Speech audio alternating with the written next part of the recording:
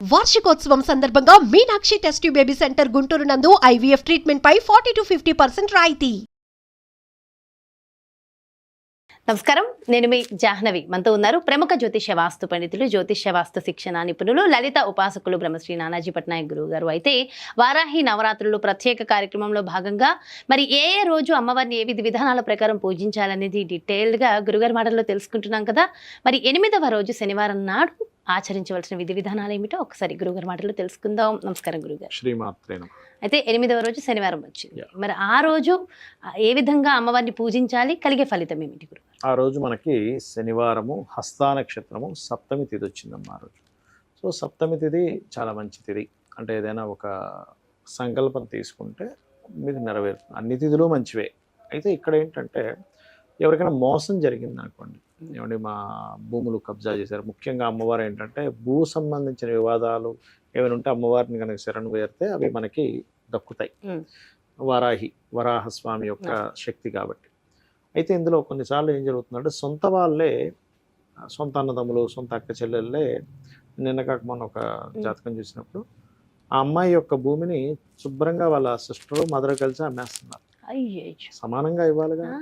అంటే వీళ్ళ అమాయకులు, వీళ్ళు ఏమన్నారులే అనేటువంటి భావనతో కొంతమంది ఏం చేస్తారంటే ఇంట్లో వాళ్ళే, బయట ఎవరో కబ్జా చేయడం తర్వాత సంగతి, ఇంట్లో వాళ్ళే మోసం చేస్తుంటారు ఒక్కోసారి. అంటే కలియుగం కదమ్మా.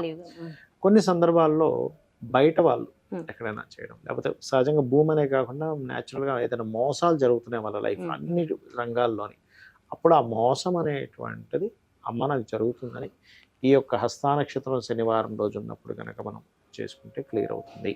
రెండవది, జలగండాలు ఉంటాయి కొంతమందికి, లేదా బ్రీతింగ్ రిలేటెడ్ ఇష్యూస్ ఉంటాయి ఆరోగ్యపరంగా, లేదా ఆథరైటిస్ రిలేటెడ్ సంబంధించిన, ఎందుకంటే శని మోకాళ్ళకి కారకుడు, శనివారం వస్తుంది, అందుకని ఈ మోకాళ్ళకి సంబంధించిన ఇబ్బంది ఉన్నా, బ్రీతింగ్ రిలేటెడ్ ఇష్యూస్ ఉన్నా కానీ ఈ వారం చేసుకునేటువంటి దేవతారాధన అద్భుతమైన ఫలితాలు ఇస్తుంది. దీంతోపాటు ఈరోజు అమ్మవారికి జలముతోని తర్పణంలా చేస్తారు, మనకి అభిషేకం చేస్తూ ఉంటారు. జలంతో అభిషేకం చేయడము అమ్మవారికి. లేదు ఒక్కొక్కసారి ఏముందంటే అయ్యో నా దగ్గర విగ్రహం లేదండి అన్నప్పుడు చాలా సింపుల్ గా ఏం లేదు, దానికి ఒక పసుపు కొమ్ము అందులో పెట్టి దాని మీద అమ్మవారిగా భావిస్తూ దాని మీద చేయొచ్చు, తప్పేం లేదు. ఎందుకంటే విగ్రహాలు పెట్టలేరు కాబట్టి పసుపు కొమ్ము పెట్టి కూడా చేయవచ్చు. జలంతో చేయడం వల్ల ఏమిటంటే ఇక్కడ ఫలితం ఏమొస్తుంది అంటే, ఒక్కోసారి చూడండి అమ్మ, కొంతమంది ఉద్యోగంలో అనవసరంగా తిరగాల్సి వస్తూ ఉంటుంది. 6 నెలలు ఇక్కడ ఉంటే 6 నెలలు ఇంకో దగ్గర. దీనివల్ల స్కూల్ పిల్లల యొక్క ఇబ్బంది ఇవన్నీ జరుగుతూ ఉంటాయి. మానసికమైన స్ట్రెస్ ఉన్నటువంటి వారు కూడా అమ్మవారిని శనివారం కనుక జలంతో లేదా పాలతో అభిషేకం చేస్తుంటారు. ఒక్కొక్క నామం ఏమీ లేదు, ఒక గిన్నె తీసుకోండి, అందులో పసుపు కొమ్ము పెట్టండి, పాలు తీసుకోండి, ఒక గిన్నెలో పాలు తీసుకొని చూపిస్తాను కావాలంటే ఇక్కడే కూడా మీకు అది అందుకోండి. ఇందులో ఏంటంటే ఇందులో ఒక పసుపు కొమ్ము వేయండి, ఇందులో పసుపు కొమ్ము వేసి సింపుల్గా ఏం లేదు ఇట్లా పట్టుకొని ఓం వారాహి దేవి అయిన మహానా పసుపు కొమ్ము ఇదిలా వేయండి. అంతే. ఇలా కనుక వేస్తే ఏమవుతుంది, పసుపు కొమ్ము మీద చేయడం వల్ల ఈ యొక్క గురుబలం పెరుగుతుందో పక్క. అంటే గురువు చంద్ర సంబంధం నీటితో కానీ పాలతో కానీ చేసినప్పుడు వాళ్ళకి ఈ మోసాలు, అనవసరంగా తిరగడాలు, నిందలు కూడా పడుతూ ఉంటారు. ఒకసారి నిందలు పడ్డాలు ఇవి పోతాయి. అదేవిధంగా నైవేద్యం అనేటువంటి గూడాన్నము నైవేద్యంగా పెట్టాలి. శనివారం నాడు గూడాన్నం నైవేద్యంగా పెట్టాలి. చంద్ర శని గ్రహాల దగ్గర దీపారాధన చేసి ప్రదక్షిణం చేసుకోండి. వీలైతే ఆ రోజు శివాభిషేకం కూడా చేసుకుంటే మంచి. సప్తమి శనివారం వచ్చింది కాబట్టి గోవులకి బెల్లము, బియ్యపు పిండి కలిపినటువంటి ఉండల్ని తినిపిస్తే కూడా చాలా అద్భుతమైనటువంటి ఫలితాలు కలుగుతాయి. అయితే ఒకసారి మరి పూజా విధి విధానం కూడా తప్పకుండా. ఇక్కడ ఏంటంటే మనకి ఏ మంత్రము తంత్రము చేయడం రాదు అనుకున్నప్పుడు కూడా సింపుల్ గా చేసే విధానం చెప్తాను. మొట్టమొదటిగా ఒక చిన్న పసుపు గణపతిని చేసుకొని కూడా చేయొచ్చు. ఒక చిన్న ముద్దలాగా, అంటే అది గణపతి అని మనం ఫీల్ అయితే చాలు. గణపతి షేపు, ముఖం రాలేదు, దానికి చెవులు, ముక్కు అన్ని ఉండాలని రూల్ ఏమి లేదు. ఇది మొట్టమొదటిగా మీరు అర్థం చేసుకోండి.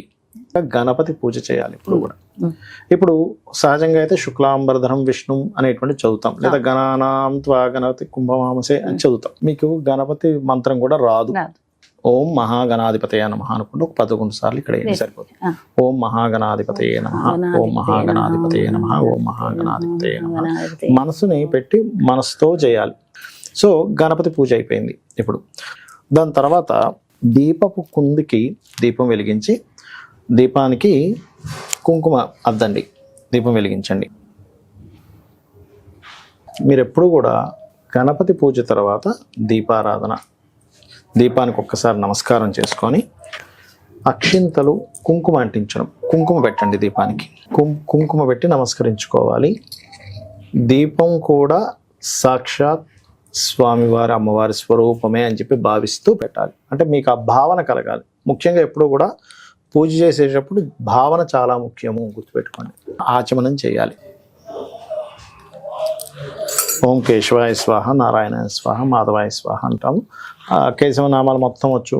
ఓం గోవిందాయ నమః, విష్ణవే నమః, మధుసూదనాయ నమః అని అన్నీ వస్తే అన్నీ చేయొచ్చు. లేవంటే అన్నీ రావు అనుకుంటే నారాయణ నారాయణ అనుకున్నా సరిపోతుంది. కొన్ని అక్షింతలు తీసుకోండి, వాసన చూసి ఎడమ చేతి నుంచి పక్కకు పడేసేయండి. అలాగే వాసన చూసి అక్షింతలు వేసిన తర్వాత ప్రాణాయామం చేయాలి. ఇలా ముందు ఎడమ ముక్కు నుంచి తీసుకొని, కొంతమంది ముక్కు నుంచి కూడా తీసుకుంటారు, బ్లాక్ చేసి మళ్ళీ వదలం ప్రాణాయామం చేయాలి. ఎందుకు ప్రాణాయామం చేస్తామంటే మనకి నెగిటివ్ ఎనర్జీ అనేటువంటిది ఇంకా ఏదైనా లోపల ఉన్నా కూడా మనం పూజ చేస్తున్నప్పుడు ఎక్కడ ఏ ఆటంకం కలగకుండా ఉండడానికి. అలాగే ఇది అయిన తర్వాత సంకల్పం చెప్పుకోవాలి. సంకల్పం అంటే అందరికి మంత్రోత్సంగా రాదు. అమ్మా నేను నీకు పూజ చేస్తున్నాను, నాకు ఇప్పుడు ఉన్నటువంటి ఇబ్బంది ఇది ఉంది, మీ గోత్రము నామము చెప్పుకొని. ఇప్పుడు మీకు గోత్రం నామం తెలిసిన వాళ్ళు ఉంటారు, గోత్రనామం తెలియని వాళ్ళు కూడా ఉంటారు. కొంతమంది గోత్రం తెలుసు, నామం తెలుసు, నక్షత్రం తెలుసు అనుకోండి. అవి చెప్పుకొని అమ్మ నేను నీకు భక్తి శ్రద్ధలతో నేను నీకు ఈ 9 రోజులు పూజ చేస్తాను, నా మనసు పెట్టి నా శక్తి కొలది నీకు పూజ చేస్తాను, నాకు పలానా సమస్యలు ఉన్నాయి, అప్పులుంటే అప్పులు బాధలు, అనారోగ్యం ఉంటే అనారోగ్యం, ఏముందో చెప్పుకోండి అమ్మవారు. చెప్పుకొని అక్షింతలు అక్కడ వేయండి. దీని తర్వాత గంటానాదం తీసుకోండి. గంటను వాయిస్ కూడా మంత్రం ఉంటుంది. కాకపోతే ఇక్కడ మనకి ఏంటంటే అంతా కూడా మనకి మంత్రం రాని వాళ్ళ కోసం ప్రత్యేకంగా చేసే విధానం చూపిస్తున్నాం. అందుకని ఏంటి, వారాహిదేవి నమః అనుకుంటూ గంట వాయించవచ్చు, తప్పులేదు. ఒకవేళ ఎవరికైనా కలశంతో చేసుకోవాలని ఉంది, వాళ్ళ కలశం పెట్టుకోవచ్చు. వాళ్ళకి ఆనవాయితీ ఉంటేనే కలశం పెట్టుకోవాలి. 9 రోజులకి ఆ కలశం అట్లాగే పెట్టుకోవచ్చు. కానీ ఆనవాయితీ ఉండాలి, ఆనవాయితీ ఉంటేనే. ఇప్పుడు ఇంకొకసారి అంటే శాస్త్రోక్తంగా గణపతి పూజ చేస్తారు మళ్ళీ ఒకసారి గణపతిని. అలా లేదు ఒక్కసారి మళ్ళీ మహాగణాధిపతి నమః అనుకుని అక్షింతలు వేసుకోవచ్చు. ఆ గణపతి దగ్గర వేసినటువంటి అక్షింతలను తీసి తల మీద చల్లుకోండి. అంటే మీకు గణపతి పూజ ఎందుకు చేస్తామంటే ఈ పూజలో ఎక్కడా కూడా మనకి ఆటంకం కలగకుండా స్వామివారిని చూడమని చెప్పి మనసులో అనుకోవాలి. అంటే ప్రాణ ప్రతిష్ఠ అంటారు. వరాహి తల్లి నాకు ఆ మంత్రాలు తంత్రాలు ఏమి తెలియవు కాబట్టి నువ్వు ఇక్కడికి వచ్చి ఉంటున్నావు, నువ్వు ఉంటున్నావు అని భావిస్తున్నాను అని మనస్ఫూర్తిగా అనుకొని వేయండి. అంటే ఏమిటంటే మీ భావన ముఖ్యం ఇక్కడ. అదేవిధంగా మరొక విషయం ఏంటంటే ఆవాహనం. అంటే ఇప్పుడు చూడండి, మన ఇంటికి ఒక అతిథి వస్తాడు, రాండి రాండి అని చెప్పి పిలుస్తాం కదా. అలాగే అమ్మవారిని పిలిచినట్టుగా ఒక ఆవాహనం పిలిచి ఒక కుర్చీ వేస్తాం కదా, అలా అక్షింతలు చల్లాలి. ఆవాహనం, స్వామి అమ్మ నేను నీకు ఆవాహనం పలుకుతున్నాను. ఆసనం అంటే ఒక సీట్ వేస్తాం, లోపలికి పిలిచాము. ఇప్పుడు అమ్మ లోపలికి రా అమ్మ, మా ఇంట్లోకి వచ్చావు తల్లి, నీకు నమస్కారం, మా ఇంట్లోకి వచ్చిన నీకు నమస్కారం, ఇక్కడ కూర్చో తల్లి అని అనుకొని అక్షింతలు వేస్తున్నాం మళ్ళీ. దాని తర్వాత పాఠ్యం సమర్పయామి అంటారు మనకు పూజలో. అంటే ఏమిటి, అమ్మవారికి కూడా ఏంటంటే కాళ్ళు కడుగుతున్నాం అనే భావంతో నీట్గా ఉంది. ఈ నీరు అది ఆచమనం చేసిన వాటర్ కాకుండా సపరేట్ వాటర్ తీసుకోవాలి. ఇప్పుడు అందుకే 2 కలశాలు పెట్టమన్నారు. అంటే ఏంటి, ఇలా చూపించి పక్కన ఇంకో గిన్నెలో వేస్తారు, ఇలా చూపించి ఆ గిన్నెలో వేసేసేయండి. అంటే కాళ్ళు కడిగినట్టుగా అనమాట. కాళ్ళు కడుగుతున్నాను తల్లి, నీ యొక్క పాదాలు కడుగుతున్నాను. అదేవిధంగా స్నానం కూడా చేయించినట్టుగా స్నానం చేయించినట్టుగా. దాని తర్వాత మనం ఏం చేస్తాం, వస్త్రం ఇస్తున్నాం అమ్మవారికి. అంటే మన ఇంటికి వచ్చిన అమ్మవారికి ఇవన్నీ చేస్తున్నాం, ఒక గెస్ట్ లాగా వచ్చిందని ఫీల్ అయ్యి. యజ్ఞోపవీతము అంటారు. అంటే యజ్ఞోపవీతాన్ని కూడా ఇస్తారు అమ్మవారికి. యజ్ఞోపవీతం అని దూదితో ఇస్తాం, మళ్ళీ దూదిని ఇవ్వడమే. ఇప్పుడు ఏం చేయాలంటే నెక్స్ట్ గంధము తీసుకోండి. ఎందుకంటే అమ్మవారికి ప్రత్యేకంగా గంధంతో చేయాలి పూజ. వరాహి అమ్మవారి అష్టోత్తరాలతో, లేదంటే ఓం వారాహిదేవి నమః, ఓం వారాహిదేవి నమః. గంధం పూజ అయిపోయింది. దాని తర్వాత పుష్పం తీసుకోవాలి. పుష్పాలు తీసుకొని అష్టోత్తరం వస్తే పుష్పాలు, లేదా ఓం వారాహిదేవి నమః అనుకుంటే పుష్పాలతో పూజ చేయాలి. వారాహి స్తుతి లేదా అష్టోత్తరాలు చేసుకునే వాళ్ళు అష్టోత్తరం చేసుకోవచ్చు. వస్తే కనుక లేదంటే ఓం వారాహిదేవి నమః అనుకుంటూ చేసుకోవచ్చు. దాని తర్వాత ధూపం చాలా ప్రీతి అమ్మవారికి. ధూపాన్ని చూపించండి. దాని తర్వాత దీపాన్ని చూపించండి. దీపాన్ని ఒకసారి ఇలా చూపించండి. అమ్మా నీకు దీపాన్ని చూపిస్తున్నాను అనేటువంటి భావన ముఖ్యమండి. ఇక్కడ ఎప్పుడైనా సరే దీపాన్ని చూపించండి. అదేవిధంగా నైవేద్యం ఎప్పుడు కూడా అరటిపళ్ళు ఇలా ఉంటాయి కదా, ఈ అరటిపండు ఒలవాలి ఎప్పుడు కూడా. మనం చాలామంది ఏం చేస్తారు, అలా పెట్టేస్తారు. అలా ఒలిచి దీనికి నీరుని ఇలా చూపించి మీరు ఇలా చూపించవచ్చు. అమ్మా నీకు ఇస్తున్నాను.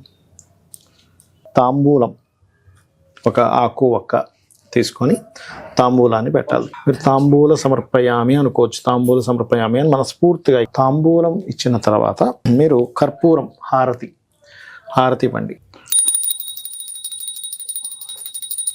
ఇప్పుడు కూడా ఆ వాటర్ ఇవ్వండి. అది ఎప్పుడు కూడా ఇలాగా తిప్పాలన్నమాట. దీనికి ఇలా ఓకే వేసి చూపించాలి. దాని తర్వాత మంత్రపుష్పం చదువుతారు. అండ్ అక్షింతలు అంటే పుష్పాలు, కొన్ని అక్షింతలు తీసుకొని ఆత్మ ప్రదక్షిణం చేసుకున్నట్టుగా చేసుకొని అమ్మవారి దగ్గర వదిలేసేయడమే. క్షమాపణ, అమ్మ నా వల్ల ఏదైనా తప్పు జరిగితే క్షమించు అని చెప్పి అనుకుంటే సరిపోతుంది. పూజలో నాకు ఏదైనా తెలియకో ఏదైనా తప్పు జరిగింది క్షమించు. అప్పుడు ఏమవుతుందంటే మీరు చేసిన పూజలో ఎక్కడైనా మీకు తెలియకుండా ఏదైనా ఫాల్ట్ జరిగింది, అమ్మ క్షమిస్తుంది. ఇది పూజా విధానం. సో పూజా విధి విధానాలు కూడా చూసేసి ఫాలో అవ్వచ్చు. Thank you so much Guruji. శ్రీమాత్రే నమః. చూసారు కదండి, మరి ఇది 8వ రోజు శనివారం నాడు అమ్మవారిని ఆరాధించవలసిన విధి విధానము, మనకు కలిగే ఫలితము. మరో ప్రత్యేకమైన కార్యక్రమంతో మళ్ళీ మీ ముందుకు వచ్చేస్తాను. నమస్కారం.